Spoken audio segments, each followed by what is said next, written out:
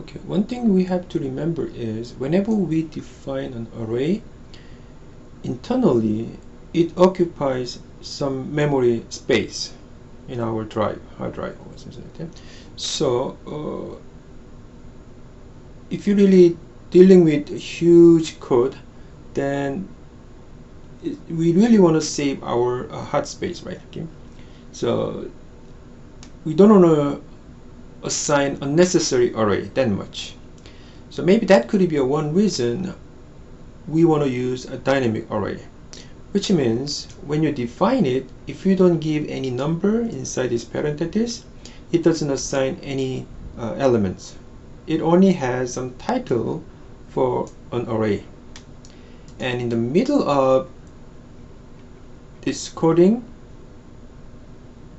we could give some kind of size of it, right? So like when you start this without having any specific number for that, in the middle of coding you can redefine that array with specific number. Then only that time you have it. Okay? And if you use this one again later, then whenever you do this redefine it, it lost all the information in there. So sometimes you want to keep certain values in it, right? Then you need to use this preserve code. So we want to redefine it, but please save certain values in certain place. Okay, so that's the meaning of it. This is the minimum and that's the maximum index for that array.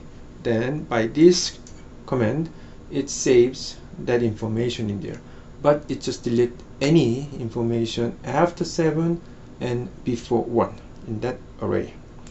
And in some cases, if you use that array and you're not going to use that one anymore in your code, then it's better to erase it.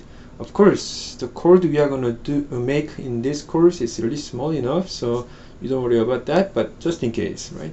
Then just simply use this erase any array name, will eliminate the array itself, including all the contents on it, right? So it really saves our the space in hard drive. Okay, oops, not that one. Okay, so let's just practice this. First of all, let's make these 3 checkbox inside our workbook. Okay, so let's go to developer, and inside the controls you have insert, and from form control you can have, or you should have, these checkboxes, right? So we need 3 of them. So let me click this one and just select any place.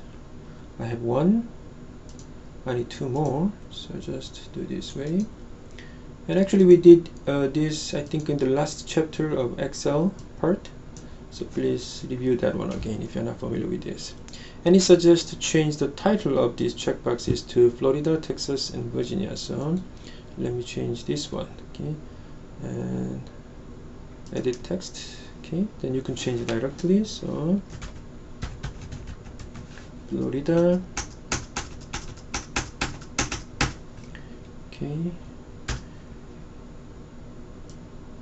so let me do this way. And the second one, let me increase the size first.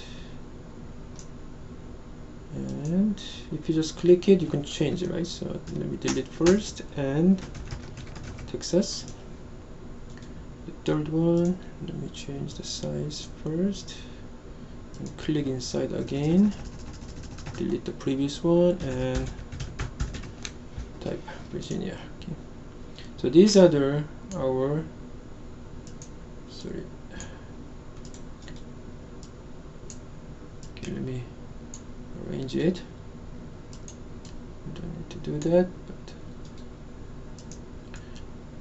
okay, we made these 3 checkboxes.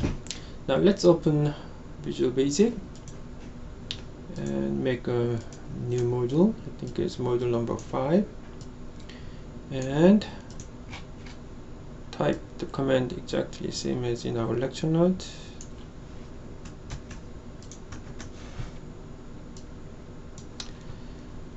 And we start with option based one, but okay, it's okay. And it has many things in there, so let's just run what's going to happen.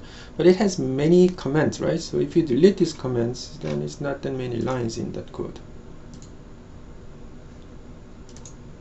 Okay, so now no matter how many times you run it, it looks like it doesn't do anything because it's expecting one of, okay, checkbox must be selected first, right? So, and be careful, it says our worksheet number is set number 1, right? So it should be matching with this one. Okay, so make sure. So let me click Florida and let me run this code. Then our message box says Florida, so it knows I select that one, right? So you can imagine, right, how we are going to use this code in hands-on activity for our students, right? Whatever our students selected, that's the time our Visual Basic code could use that input, right? So maybe these are the choices of a question, and whatever the students choose one of them, then that's the moment the Visual Basic understand whether that is it right answer or not, right? So this one shows, oh, you are wrong or whatever like that, right? Okay, so this is how it works. Okay, so we just need some kind of practice and kind of modify this one for certain cases. So please look at our projects for that.